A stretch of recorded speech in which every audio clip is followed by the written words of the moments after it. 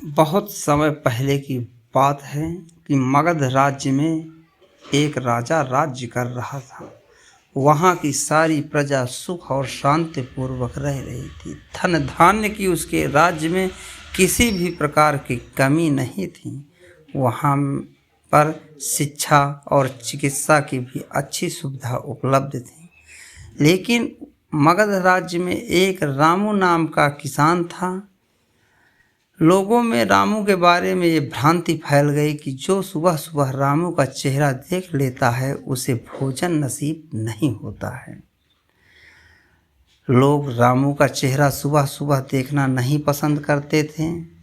यह बात कानाफूसी होते होते राजा के कानों तक बात पहुंच गई कि अगर कोई प्रातःकाल रामू का चेहरा देख लेता है तो उसे भोजन नसीब नहीं होता।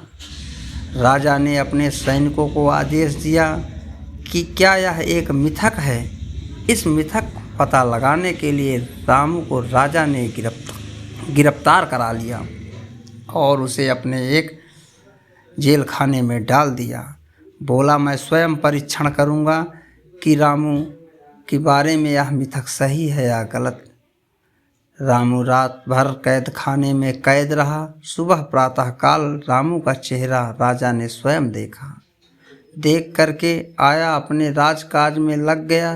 संयोग कहें इसे कि राजा अपने कामों में प्रजा के इतना व्यस्त हो गया कि उसे भोजन नसीब नहीं हुआ।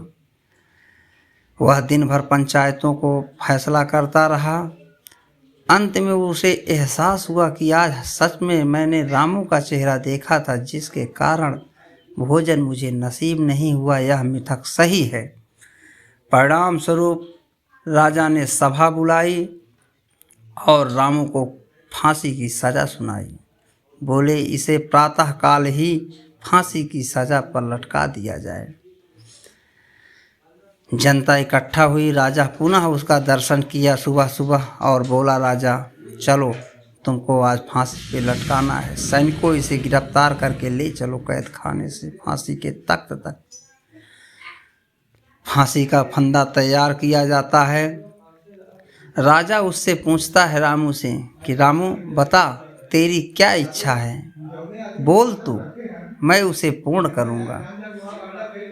रामू बोला, मेरी कोई इच्छा नहीं है, मुझे एक बात का अफसोस है। राजा ने बोला, तुझे किस बात का अफसोस है, तू बेहिचक कह। बोला, नहीं कह सकता।